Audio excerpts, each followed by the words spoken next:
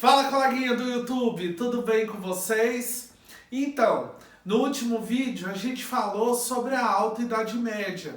Vocês viram a consolidação do feudalismo como sistema econômico principalmente, mas também como uma forma de organizar e administrar a sociedade medieval de um modo geral.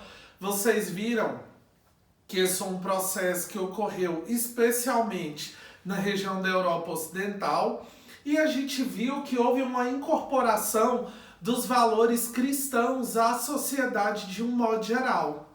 E aí o que acontece? A igreja se torna uma instituição social nesse momento, e ela começa a definir o modo como a sociedade se organizava. Dá para entender? Ou seja, os valores que a sociedade passa a ter a partir desse momento, que nós vamos começar a falar hoje sobre a Baixa Idade Média, né, sobre o momento do declínio da economia feudal e de alguns fatores que levaram a sociedade medieval para o final desse período começar a se tornar mais fortes. E quem começa a definir esses padrões sociais, esses modelos de vida, é a própria Igreja Católica. Então, ela começa a ir mais além do cenário religioso, né? Porque aí ela vai influenciar o modo de pensar, de se comportar, de agir dentro dessa sociedade, tá? E aí nós não estamos aqui para problematizar a influência do pensamento religioso no sentido pejorativo, não. Nós estamos aqui para entender como que a sociedade começa a se comportar de uma forma diferente, começa a ter hábitos e modelos de vida diferentes, né? A partir dessa influência. E por esse motivo, né, a gente vai observar que a sociedade medieval ela vai começar a ter razões para poder transformar a forma como ela se comportava. Vamos usar essa palavra. Por quê? Porque como a igreja ela detinha o conhecimento social naquele momento, ela vai ter também um papel muito importante dentro dessa sociedade. Por quê? A educação, a cultura e a arte dessa sociedade estavam diretamente ligados às questões religiosas. Então, a educação nesse momento não é para todos, é para uma parcela social. Apenas os filhos dos nobres estudavam, né? E ela era totalmente influenciada, né, a educação, pelos valores religiosos, porque era a igreja que detinha esse conhecimento e que transmitia também esse conhecimento. A arte vai ser marcada também pela influência religiosa, mas a arte ela vai estar muito ainda, vamos chamar de engessada. Por quê? Porque as pinturas ainda não tinham luz, nem sombra, nem aspecto de movimento. Isso só vai vir lá no Renascimento, lá no final do século XV para o início do XVI. Nesse momento, a arte ela ainda vai ser muito séria, né? As pinturas, né, ou as esculturas, seja a expressão artística qual for, né, a poesia, a música, elas vão estar muito controladas e influenciadas por um pensamento religioso que dizia que o indivíduo que se aproxima de Deus, ele é um indivíduo sério, ele é um indivíduo que não deforma a criação divina, que é o corpo, né? E aí eles vão se apropriar de alguns discursos religiosos, da própria Bíblia, inclusive, para dizer que o corpo é o templo do Espírito Santo de Deus, e que se você fica modificando o corpo, você vai colocar a sua alma em perdição e tudo mais. Por isso que era tudo muito controlado, né? Uma curiosidade histórica para vocês é que na Idade Média era proibido rir, sorrir, gargalhar. Por quê? Porque quando você sorri, você esbugalha os olhos, você escancara os dentes, ou seja, você está deformando a criação de Deus. E quando você faz isso, você se aproxima do seu estado natural e se afasta do seu estado espiritual, do seu estado de luz. E por esse motivo, as pessoas não podiam sorrir, as pessoas não podiam sair de casa depois que o sol se punha, porque a noite é a hora das trevas, né? E por esse motivo você não pode ficar caminhando em qualquer lugar à noite. Você não podia se embriagar de vinho doce ou qualquer outra bebida, porque senão você também está contaminando o corpo, que é o templo do Espírito Santo. Então, como vocês podem observar, existia um controle sobre todos os aspectos sociais, né?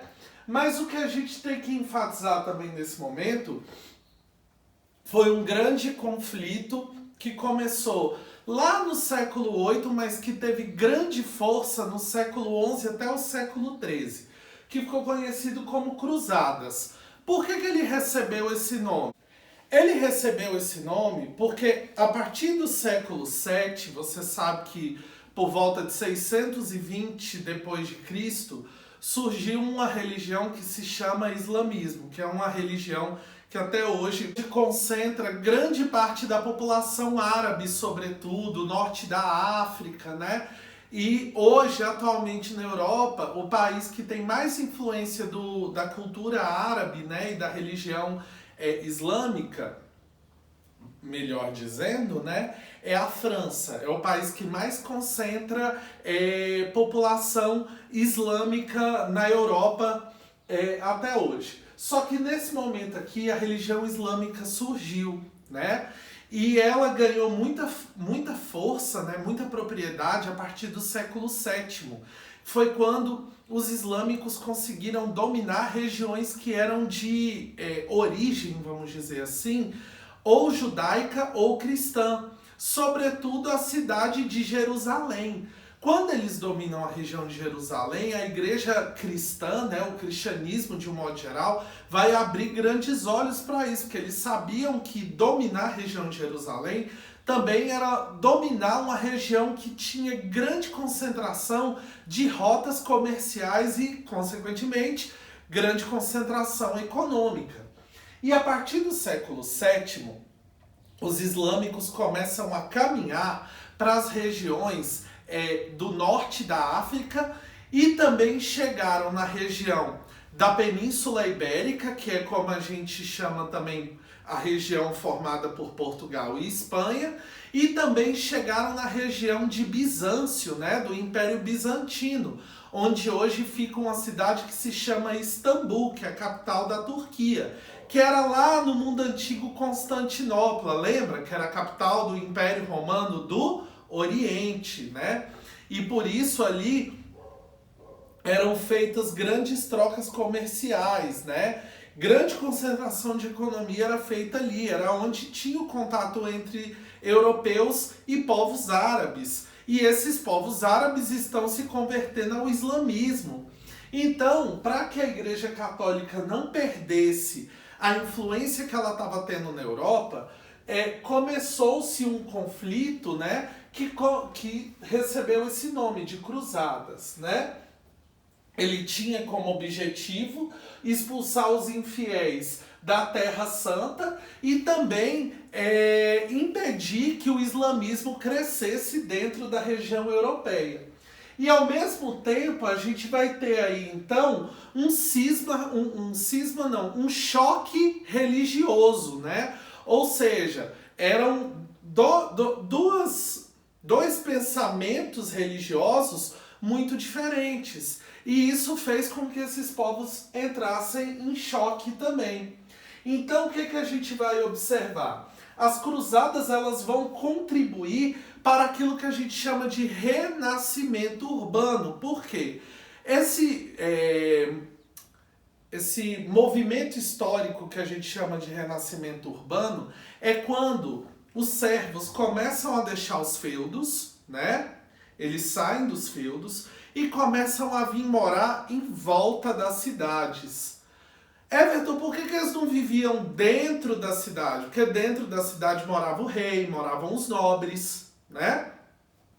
E aqui, nos arredores da cidade, vão se formar aquilo que a gente chama de burgos, tá? Então, o que são os burgos? Os burgos são bairros aonde aqueles servos que já não tinham mais dívidas com senhores feudais saíam do campo e iam lá para a cidade.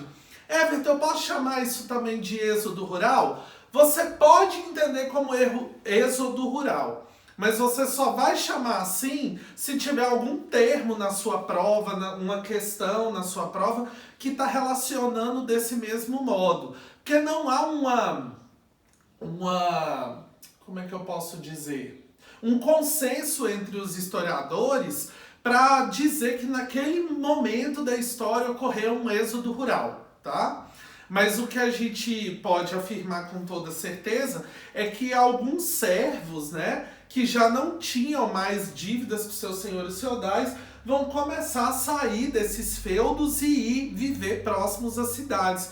E eles vão viver de quê? Eles vão cultivar essas terras que estão em volta da cidade, pegar essa parte desse cultivo que eles colhiam aqui e vender dentro da cidade. Trabalhar dentro da cidade eles podiam, eles não podiam morar lá dentro. Tudo bem? E aí surge então uma nova classe social que a gente chama de burguesia. Por que eles recebem esse nome? Porque eles viviam nos burgos. Muito bem, você está entendendo direitinho.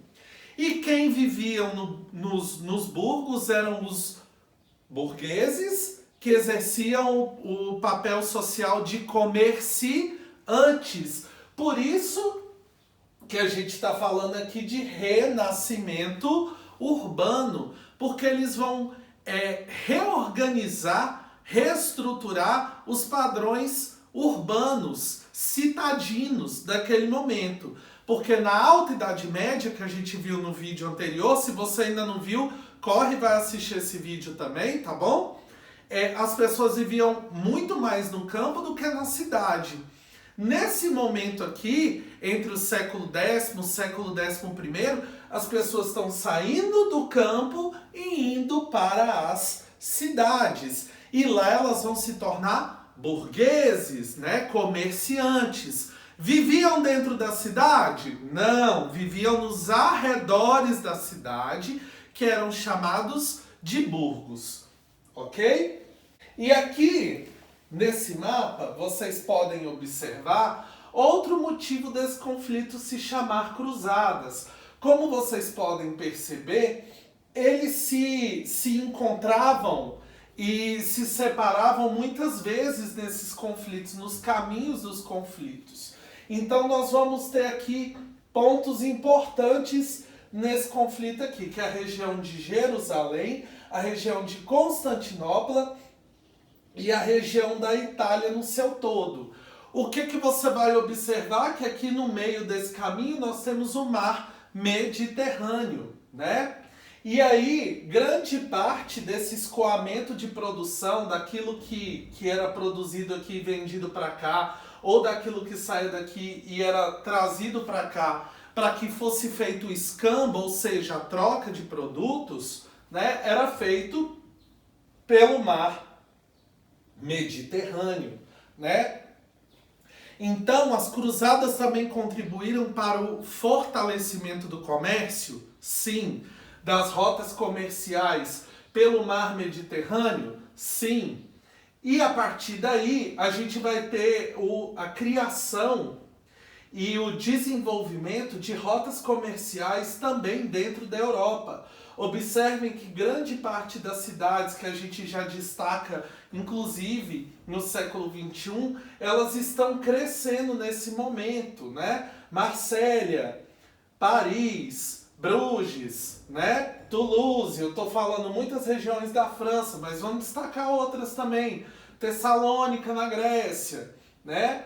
Damasco, Antioquia, A própria Constantinopla, né, que hoje já não tem mais esse nome, mas é uma região aqui, ó, de encontro de culturas, né? Além de guerra, também ocorria aqui encontro comercial, né? Desenvolvimento de economia, encontros sociais, por que não, né? Porque nós estamos falando de povos de modelo de vida europeu, baseado nos valores cristãos, e povos que também têm origem árabe, de modelo e forma de vida islâmica. E lembrando que essa região aqui de Constantinopla e dessa região aqui do leste europeu é onde está concentrado grande parte dos povos também do cristianismo ortodoxo, né?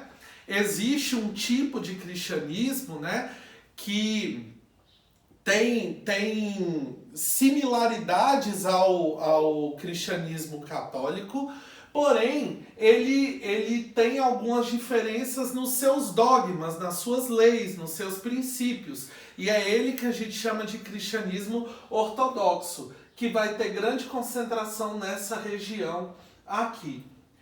Além dessas guerras, né, além desses conflitos, a gente vai ver um outro fator aí que vai ser responsável por caracterizar esse período como a Baixa Idade Média, que a gente vai chamar esse momento aí de a crise do século XIV.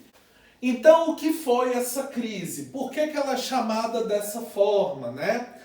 O século XIV pode ser relacionado a 3 fatores que vão destacar o final da Idade Média, né? Que foi a fome, a peste e a guerra. A guerra você já sabe qual foi, que foi as cruzadas. Por que a fome? Porque no meio desses conflitos que estavam ocorrendo, muitas terras vão começar a se tornar improdutivas por causa dos incêndios, né? Das queimadas em terras produtivas, da diminuição da concentração de trabalhadores no campo, que estão começando a caminhar para as cidades, e o próprio enfraquecimento do setor produtivo agrário também. Isso vai trazer um período de grande fome em algumas partes da Europa. E que peste é essa? A peste negra ou peste bubônica. Hoje o nome dessa doença, né, é peste bubônica. Como que ela ocorre? Ela vai ocorrer através de uma pulga que vai ser um hospedeiro ali no ratinho e vai contaminar o sangue do ratinho. O ratinho vai fazer xixi e ele vai contaminar a água, vai contaminar os alimentos. E nessa época aqui, pessoal, a ideia de higiene da população não era igual a que nós temos hoje.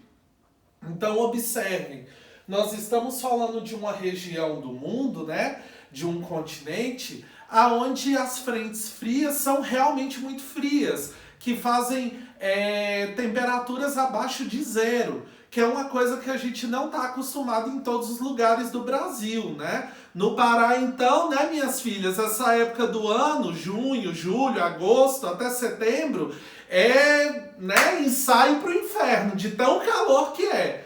E aí o que acontece? Quando essas pessoas consumiam aquela água que estava contaminada pelo xixi do rato, ou o alimento que também estava contaminado, né? Elas vão contrair essa doença que vai gerar uma inflamação no corpo delas, formando esses bulbos, né? Por isso peste bubônica. E essas bolhas, elas começam a estourar. Então, o que acontece? As pessoas começam a ter um apodrecimento de partes do corpo de dentro para fora. E aí, meus queridos, hoje nós estamos aqui trabalhando todo mundo de suas casas. Você está estudando aí da sua casa, seja lá de que lugar do Brasil for, porque nós estamos aqui em 2020 passando por um grave problema, né, que é a Covid-19. Só que hoje a medicina está aí correndo atrás de tudo, né, fazendo o possível para conseguir acabar com essa doença, né, para produzir um medicamento, uma vacina, para que a gente consiga ter uma nova vida normal. né? Que com certeza a nossa vida vai mudar muito depois disso, né? A vida em sociedade já está mudando por causa da Covid-19. Agora imagine numa época onde tudo que acontece na sua vida é porque Deus quis. Você era predestinado. Meu filho, se você está doente, reza, que Deus vai te curar. Mas se Deus não te curar, Ele vai te levar para o céu. E Ele está purgando seus pecados com essa doença aí. Estamos aqui para julgar dogma religioso, crença religiosa? Não. Eu estou reproduzindo o que era dito naquele momento. Tinha até um ditado popular naquele período, né, do século XIV, que era o seguinte: orar e comer, orar e morrer. Porque você nunca sabia se o alimento estava bom para o consumo ou não, você só comia. Ah, mas professor, por que eles não lavavam esses alimentos? Por que eles não processavam esses alimentos de outra forma? Porque, como eu disse para vocês, os modelos sociais daquele momento ali eram diferentes do nosso, né? Para vocês terem uma ideia, 1/3 da população europeia nesse período morreu, né? Então, se um lugar tinha 3 bilhões de habitantes nesse período, né? 1 bilhão de habitantes morreu nessa época por causa dessa doença. Inclusive, né, você sabe que doença não escolhe classe social, né? É claro que teve rei, que teve nobre, que também morreu de peste bubônica, teve, né? Então observem, né, que essas situações, elas não são situações que ocorrem só no século XXI, né, esse tipo de pandemia, né? Elas também eram muito comuns nesse período aqui da história que a gente está estudando. E por fim, já no finalzinho da Idade Média, vão ocorrer conflitos que ficaram conhecidos como revoltas camponesas, né? Depois que passou essa fase tensa da peste negra, a população diminuiu muito, como vocês puderam perceber. E muitos senhores feudais começam a querer cobrar excessivos impostos novamente, né? Como vocês puderam perceber, estudando aí nas suas casas, existiam muitos impostos que foram criados durante a Alta Idade Média, né? A corvéia, as banalidades, né? Tinha um monte de imposto que a população camponesa pagava para trabalhar ali no campo. E muita gente vai ter, depois da peste negra, ter que trabalhar dobrado para compensar o período que eles não puderam trabalhar. Já fica a dica aí, viu? Para isso não acontecer de novo no século XXI. Então o que acontece? Muitas regiões da Inglaterra e da França vão começar a estourar revoltas dos camponeses contra essa excessiva cobrança de impostos e por causa dessas jornadas de trabalho dupla, né? Ah, mas a gente não trabalhava à noite, porque à noite não é hora das trevas. Pois é, mas agora vocês vão ter que trabalhar, porque vocês passaram muito tempo sem trabalhar. E aí o que vai acontecer? Essas revoltas, né, vão ser combatidas violentamente, né, por parte dos nobres. Lembrem que as cruzadas fizeram com que os exércitos locais crescessem e se fortificassem. Então eles vão combater e conseguir, consequentemente, sufocar essas revoltas dos camponeses aí. E é nesse momento, no final do século XIV para o início do século XV, que vai surgir também na Europa uma forma de poder monárquico que começa a estar centralizado. Porque, como eu disse agora mesmo, as pessoas começaram a sair do campo e ir para a cidade. E isso começa a fazer com que a economia urbana crescesse. Ou seja, a economia cresce, o poder também vai crescer. E aqui vai começar a surgir as raízes do absolutismo, tá bom? Vamos fazer um exercício aqui para a gente entender como que isso acontece dentro de prova? Exercício número 1. Considere os textos abaixo. De modo particular, quero encorajar os crentes empenhados no campo da filosofia para que iluminem os diversos âmbitos da atividade humana, graças ao exercício de uma razão que se torna mais segura e perspicaz com o apoio que recebe da fé. Papa João Paulo II, carta encíclica Fides et Ratio aos bispos da Igreja Católica sobre as relações entre fé e razão. Observem esse rodapé, meus queridos. Relações entre fé e razão. E esse foi um texto escrito no século XX já. As verdades da razão natural não contradizem as verdades da fé cristã. Esse é o segundo texto, que foi dito e escrito por Santo Tomás de Aquino, um pensador medieval, um filósofo da epistemologia medieval. Nós temos dois textos aqui que estão estabelecendo relações entre a religião e entre a ciência. É isso que você tem que fazer na hora da prova, observar quais são os elementos que ora aproximam ou distanciam os textos, né? Mas no caso aqui, a pergunta já me disse o que eu tenho que fazer com esses textos. Considere, ou seja, compara essas duas afirmações aqui para mim. Vamos à pergunta. Refletindo sobre os textos, pode-se concluir que a encíclica papal, ou seja, a fala do Papa João Paulo II ali, está em contradição com o pensamento do Santo Tomás de Aquino, refletindo a diferença das épocas. Esses dois textos aqui estão diferentes porque um foi escrito na Idade Média e o outro no século XX? Acho que não. A encíclica papal procura complementar Santo Tomás de Aquino, pois esse colocava a razão natural acima da fé. Eu acho que até a vírgula estava tudo bem, mas vamos ver o que a letra C vai dizer. A igreja medieval valorizava a razão mais do que a encíclica de João Paulo II. A igreja medieval dava mais atenção para a ciência do que para o pensamento religioso? Eu acho que não.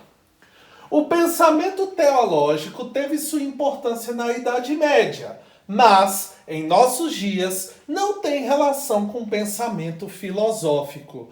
Professor, o que é pensamento teológico? A palavra teológico, né? Teo é um termo grego que significa Deus, lógico vem de logia, que significa estudo. Ou seja, estudo de Deus? Não, na verdade é um estudo religioso. Cada religião tem a sua teologia própria, né? Cada sociedade, vamos dizer assim, tem a sua teologia própria, né? Então, o que a afirmação está me dizendo? Que esse pensamento do estudo da teologia não teve importância na Idade Média. A gente já pode parar aí, porque a gente viu agora mesmo que a concentração da educação, da ciência, era tudo feito pela igreja. Tanto a encíclica papal como a frase de Santo Tomás de Aquino procuram conciliar os pensamentos sobre fé e razão. O que é conciliar? Mediar, buscar um equilíbrio. Será que a gente encontrou a resposta certa? Sim, a letra E a resposta correta. Por que eu parei lá na letra B? Observem o que ela fala. A encíclica papal procura complementar Santo Tomás de Aquino. Tá certo aí? Tá. Mas olha o que vem depois da vírgula. Pois este, né, colocava a razão natural acima da fé. Ele está dizendo que o Santo Tomás de Aquino valorizava mais o pensamento científico do que o pensamento religioso. E a gente sabe que na Idade Média os princípios sociais eram feitos e organizados a partir dos valores religiosos. Por isso a resposta certa é a letra E. Tá, feira. Se eu disse para vocês que o povo começou a sair do campo e ir para a cidade, elas vão viver do comércio, você já sabe disso. Esse comerciante se chamava burguês. Ele formou uma nova classe social que a gente chamou de burguesia. As feiras na Idade Média constituíram-se, ou seja, para que elas serviam? O que elas significavam? Elas constituíram-se como instrumentos de comércio local nas cidades para o abastecimento cotidiano de seus habitantes. A única função do comércio era abastecer a necessidade local daquele lugar. Áreas exclusivas de câmbio das diversas moedas europeias. A única função da feira era trocar dinheiro. Inclusive, gente, uma coisa importante que eu tenho que dizer para vocês é que essa burguesia ela era dividida, tá? Existiam burgueses muito ricos e existiam os burgueses que eram só os comerciantes ali das feiras, né? Então você tinha os mercadores, que eram burgueses extremamente ricos. Você tem os banqueiros, que de fato eram responsáveis por fazer esse câmbio aqui. O que é câmbio, professor? Câmbio significa troca de dinheiro, né? Troca de moedas. Você tinha os burgueses comerciantes das feiras locais e você tinha os funcionários desses burgueses todos que eu disse até agora, que eram os jornaleiros, tá?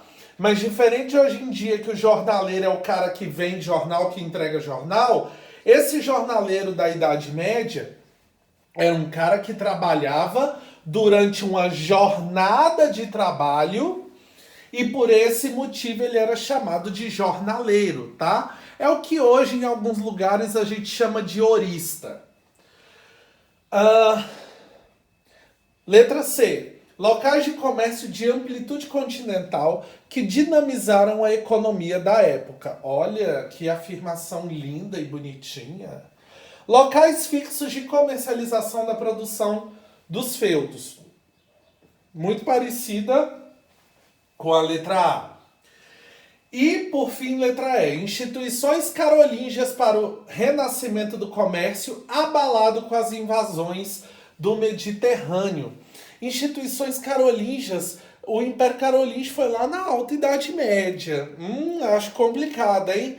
Qual vocês acham que tá certo aí? Eu acho que é a letra C, né? Olha o que ela vai dizer. Ela vai dizer que o local do comércio, que o lugar onde ele acontecia, que é a feira, ele tem uma amplitude continental. Está certo? Tá certo. Por quê? Porque lá nessas feiras se encontravam comerciantes de vários países da Europa.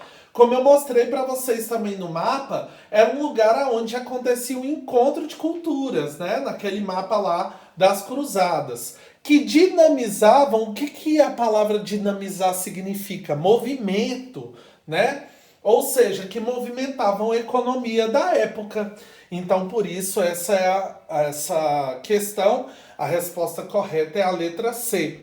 Então, pessoal, como vocês puderam perceber, a Baixa Idade Média é o que vai começar a transformar a sociedade, né? Os valores cristãos permaneceram, né? Inclusive, eles vão autoafirmar o poder do rei, né? Eles vão ajudar a concentrar esse poder aí que a gente vai chamar de absolutismo. A sociedade ela vai começar a caminhar para um perfil social um pouco diferente a partir do final do século XV, como a gente vai ver mais à frente.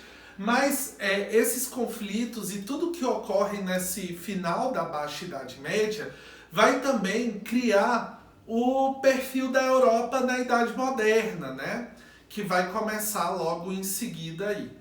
Gostou desse vídeo? Curte ele pra mim, compartilha no seu grupo da sala de aula, manda para os seus colegas que moram em outra cidade, que tem outras dinâmicas de estudo. Vamos compartilhar tudo isso que a gente está aprendendo juntos? Então, corre, corre, corre, que aqui tem história!